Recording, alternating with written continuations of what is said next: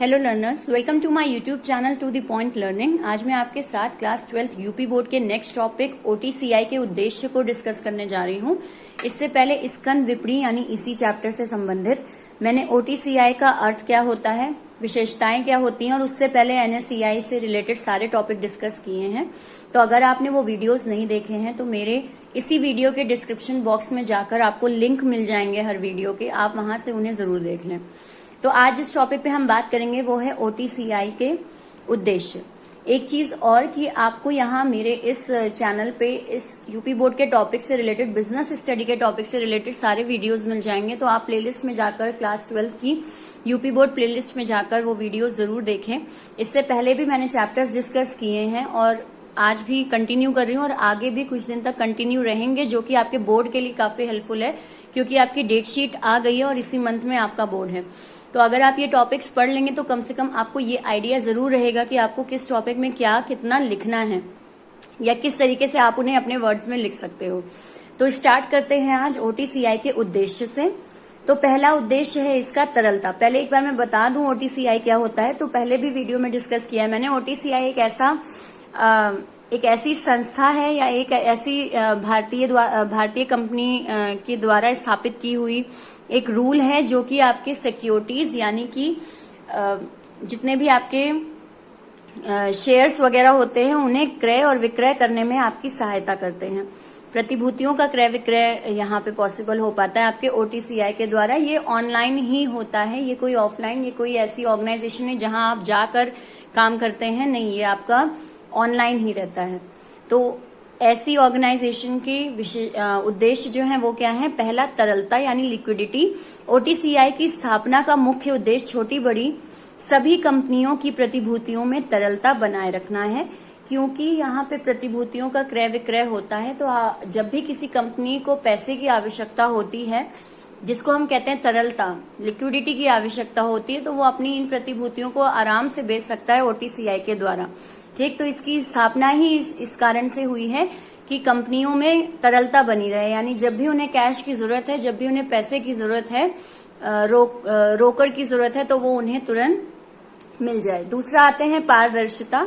दूसरा मुख्य उद्देश्य ओटीसीआई का है कि इसका दूसरा उद्देश्य सभी के व्यवहारों में पारदर्शिता बनाए रखना है। इसके सभी सौदे कंप्यूटर स्क्रीन पर होते हैं, इसलिए गड़बड़ की संभावना कम होती है। अभी मैंने आपको बताया ओटीसीआई ऑनलाइन ट्रांजैक्शंस ही होता है, कोई ऑफलाइन नहीं होता है। तो किसी भी तरह का फ्रॉड, किसी भी तरह की चीटिंग या गड़बड़ किसी के साथ नहीं हो सकती, क्योंकि सब कुछ ऑनलाइन है। तो काफी ट्रांसपेरेंसी रहती है, आपको भी पता है आप कौन सी प्रतिभूतियां खरीद रहे हैं और सामने जो आपको प्रतिभूति बेच रहा है उसके पास भी सारे रिकॉर्ड्स हैं। तो इसीलिए ट्रांसपेरेंसी यानी पारदर्शिता बनी रहती है। तीसरे उद्देश्य की बात करें तो निवेशकों की शिकायतें। यहाँ पर निवेशकों की शिकायतों का तुरंत समाधान किया जाता है। जितनी भी आपकी ग्रीवांसेस यानी जितनी भी शिकायतें होती हैं उनको सुना जाता है और उस पर काम किया जाता है, क्योंकि यहाँ ऑनलाइन बेस है। जैसे आप कोई ऑनलाइन सामान खरीदते हैं तो उससे संबंधित जो भी आपके सवाल होते हैं या जो भी आपकी शिकायतें होती हैं वो आप नीचे कमेंट बॉक्स में लिखते हो और उसके बाद वो आपको जो शॉपिंग साइट है वो सॉल्यूशन देती है उसका, ठीक, आपकी सहायता करती है। वही सेम काम यहाँ ओटीसीआई भी करती है कि आपको कोई भी कंफ्यूजन है, कोई भी आपकी शिकायत है, कोई भी अगर गलती हुई है कंपनी से या फिर आपसे ट्रांजैक्शन के थ्रू, लेन-देन के थ्रू, तो वो उसको सॉल्व करने का काम करता है। चौथे उद्देश्य पर आए, पहुंच। इसके काउंटर पूरे देश में खोले गए हैं। फलता साधारण निवेशक किसी भी काउंटर पर जाकर अपना सौदा कर सकते हैं। ओटीसीआई कोई एक जगह, कोई एक ऑर्गेनाइजेशन नहीं है कि आपको वहां तक उठ के जाना पड़े और केवल उसी शहर में वो काम हो रहा है। ओटीसीआई क्योंकि ऑनलाइन है, इसके काउंटर पूरे देश में विस्तृत है, तो कहीं से भी आप अपने प्रतिभूतियों का क्रय विक्रय आसानी से कर सकते हैं। तो इसकी पहुंच बहुत लंबी है। देन आते हैं पांचवें पॉइंट पे, शीघ्र निपटान, क्विक सेटलमेंट। यहाँ पर सुपुर्दगी एवं भुगतान में कम से कम समय लगता है। सेटलमेंट का मतलब आपका होता है, जैसे आप जो भी ट्रांजैक्शन करते हैं, जैसे आपने प्रतिभूति बेची और उसे बेचने के बाद आपको कैश मिला यानी पैसा मिला उस प्रतिभूति के बदले, तो ये सारा काम जो सेटलमेंट होता है पूरे ट्रांजैक्शन का, पूरे लेन देन का, ये बहुत ही कम समय लेता है और बहुत लंबा समय नहीं लेता। जब लंबा समय आपका किसी प्रतिभूति के क्रय विक्रय में लगता है तो ये चांसेस होते हैं कि उसके बीच आपके साथ किसी भी तरीके का फ्रॉड हो सकता है, चीटिंग हो सकती है।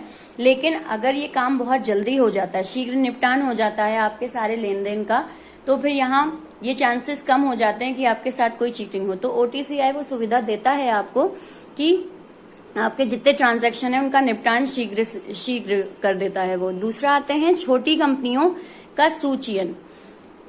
इसका उद्देश्य मध्यम एवं छोटे आकार की कंपनियों की सहायता करना है जिनकी प्रतिभूतियां किसी भी अन्य विपणी पर सूचीबद्ध नहीं हैं। ये एक बहुत इंपॉर्टेंट पॉइंट है आपका। OTCI और NSCI या मैं किसी और स्टॉक एक्सचेंज की बात करूं तो अंतर ये है कि स्टॉक एक्सचेंज और NSCI जो होते हैं वो अधिकतर बड़ी कंपनियों को लिस्टेड करते हैं, बड़ी कंपनियों को सूचीबद्ध करते हैं और उनके शेयर्स बेचने और खरीदने में सहायता करते हैं। लेकिन अगर हम बात करें कि छोटी कंपनियां अगर अपने शेयर्स को बेचना या खरीदना चाहती हैं तो वो कहाँ जाएं, तो उनके लिए क्या है, उनके लिए ये OTCI है जो उनकी सहायता करता है।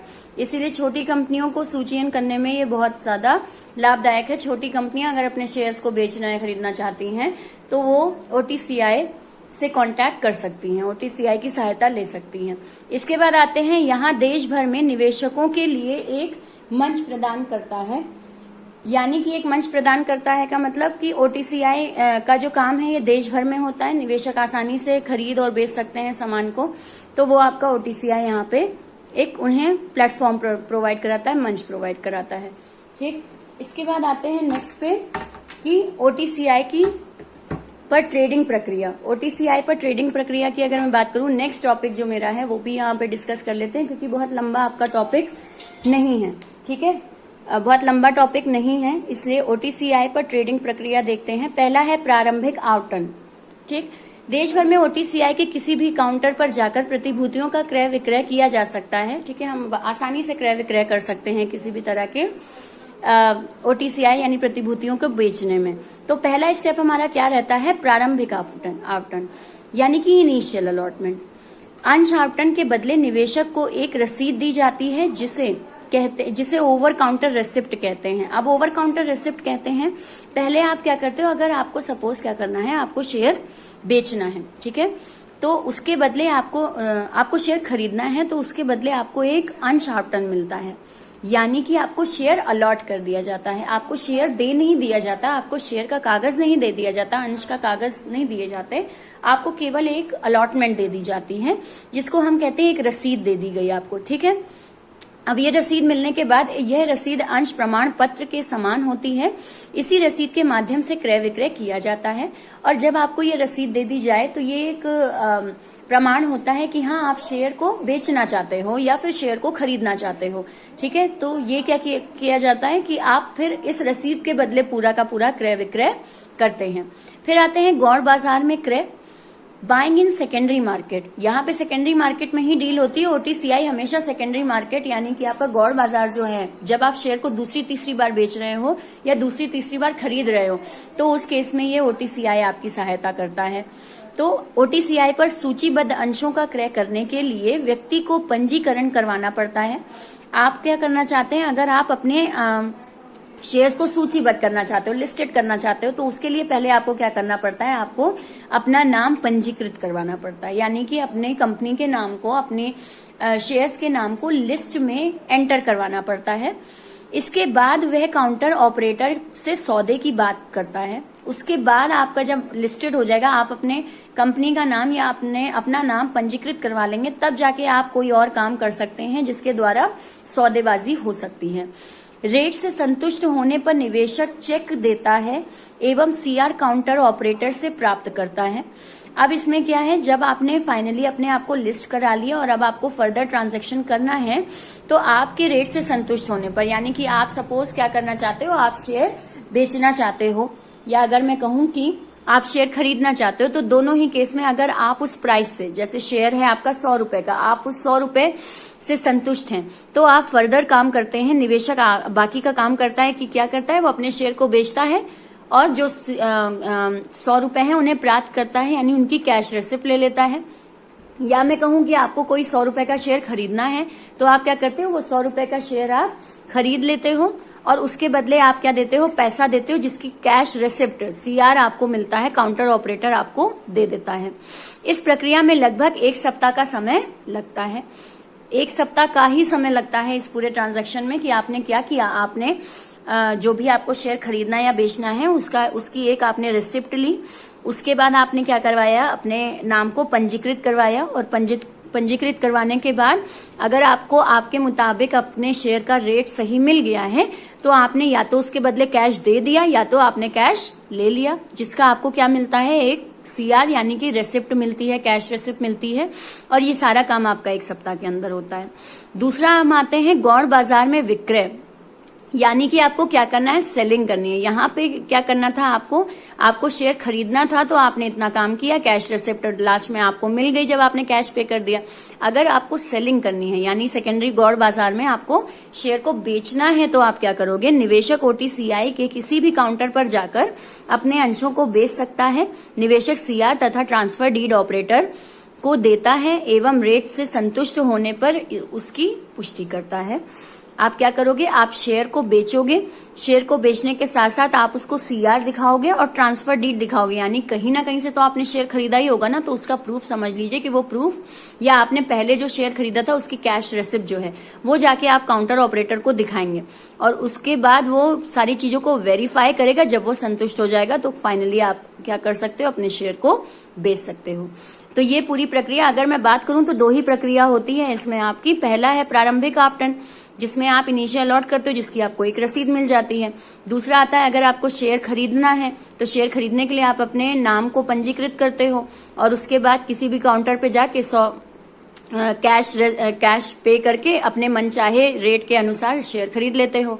और अगर आपको शेयर बेचना है तो भी आप वही करते हो, आप एक काउंटर पर जाते हो CR के, यानी कि ऑनलाइन ही एक काउंटर पे आप जाएंगे और वहां अपने कैश रिसिप्ट दिखाएंगे, अपने शेयर्स दिखाएंगे, प्रूफ दिखाएंगे, वो पूरा अगर आपके सारे डॉक्यूमेंट से सेटिस्फाई है तो आपके शेयर को बेच देगा जैसे दाम पर आप उसे बेचना चाहते हो। तो ये पूरी प्रक्रिया आपकी क्या कहलाती है, OTCI पर ट्रेडिंग प्रक्रिया कहलाती है। तो आज के लिए इस वीडियो में इतना ही। नेक्स्ट वीडियो में मैं आपको पढ़ाऊंगी कि सेबी क्या होता है, उसके उद्देश्य क्या होते हैं, उसके कार्य क्या हैं, क्योंकि वो भी आपके एग्जाम के लिए बहुत ही इंपॉर्टेंट टॉपिक है। सेबी, OTCI, NSCI आपको कहीं ना कहीं शॉर्ट में या लॉन्ग में आराम से दिख जाते हैं। तो नेक्स्ट टॉपिक पे भी आप मेरे साथ बने रहिएगा, जिसके लिए मेरे चैनल को आप सब्सक्राइब जरूर कर लीजिए। वीडियो समझ में आया हो तो लाइक का बटन जरूर क्लिक करें, और अगर आपकी कोई राय है या आपका कोई सवाल है अपने बोर्ड से रिलेटेड या किसी भी टॉपिक से रिलेटेड बिजनेस स्टडी के, तो मुझे कमेंट सेक्शन में जरूर लिखें। बाकी ऑल द बेस्ट आपके एग्जाम के लिए। Thank you and have a nice day.